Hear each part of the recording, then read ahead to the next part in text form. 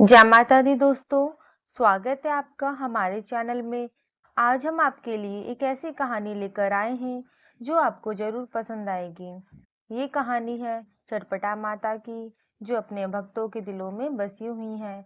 तो कहानी को शुरू करने से पहले सभी लोग बोलिए चटपटा माता की जय। एक गांव में दो सहेलियां रहती थी, अन्नू और निकिता। दोनों में बहुत ही घनिष्ठ प्रेम था। आपस में ये लोग जैसे बहनें रहती हैं वैसे ही रहती थी। लेकिन जो अन्नू होती है उनकी शादी उनका दूसरे गांव में हो जाती है, निकिता की शादी दूसरे गांव में हो जाती है। अन्नू जो होती है उसकी शादी बहुत अच्छे घर में होती है, और निकिता की जो शादी हो तो गरीब घर में होती है। तो जब शादी के बाद अन्नू अपने घर में एक दिन चटपटा माता की पूजा रखती हैं। तो वो निकिता को फोन करती हैं कि निकिता, हमारे यहाँ आ जाना, कल चटपटा माता की पूजा है, और देखो मना ना करना, हम पहली बार तुमको अपने घर बुला रहे हैं। तो निकिता बड़ी खुश हो जाती है कि हमें अपनी दोस्त से मिलने का मौका मिलेगा। तो कहती ठीक है, मैं जरूर आऊंगी। तो अपने पति से कहती है कि मुझे अन्नू के यहाँ जानना है। लेकिन वो बड़ी दुखी हो जाती है, अब ये सोच के कि अब मैं क्या पहन के जाऊंगी, मेरे पास तो इतने अच्छे कपड़े हैं नहीं। अन्नू तो इतने अच्छे घर में शादी हुई है, अब मैं कैसे जाऊं उसके घर। मेरे पति की भी बेइज्जती होगी, मेरे दोस्त की भी बेइज्जती होगी, मेरे पास तो कोई भी ढंग की साड़ी नहीं है जो पहन के मैं चटपटा माता की पूजा में जा सकूं। बहुत बेचारी परेशान होती है, मतलब उसका मतलब मूड अपसेट हो जाता है कि कैसे जाए, क्योंकि अब नई नई शादी हुई तो उसका भी मन कर रहा है तो वो पहन ओढ़ के जाए।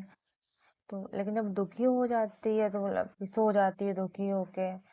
फिर अगले दिन जब उठती है सुबह तो फिर साड़ी निकालती है, पहनती है जब, तो शीशे के आगे खड़ी हो के मतलब कि आंख में आंसू भरे हैं, माता रानी कोई चमत्कार कर देती तो हम भी अपनी दोस्त के घर अच्छे से बन ठन के जाते।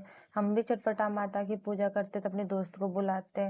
लेकिन ना हमारे पास कोई अच्छे कपड़े हैं, ना इतने पैसे कि हम चटपटा माता की पूजा खूब अच्छे से करें, अपने दोस्त को बुलाएं।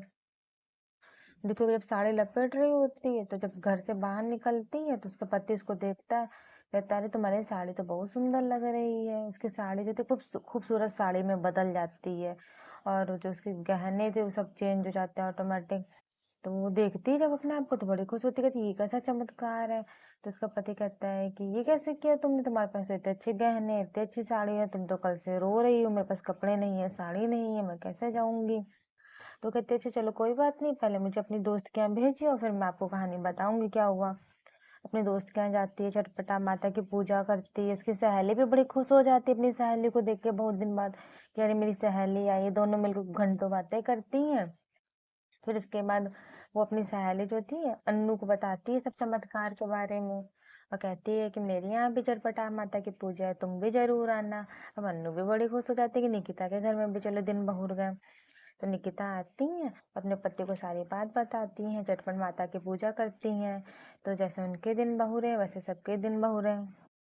दोस्तों, चटपटा माता की कहानी हमें यह सिखाती है कि सच्ची भक्ति और विश्वास से हम किसी भी मुश्किल को पार कर सकते हैं। उनकी कृपा से हमें सुख, समृद्धि और शांति मिलती है। हमें उम्मीद है कि आपको चटपटा माता की कहानी पसंद आई होगी। अगर आपको यह वीडियो पसंद आया हो तो कृपया लाइक और शेयर करें, और अगर आप हमारे चैनल पर नए हैं तो अगर आपने हमारे चैनल को सब्सक्राइब नहीं किया है तो ज़रूर सब्सक्राइब करें, ताकि आपको हमारी आने वाली वीडियो की जानकारी मिल सके। जय माता दी।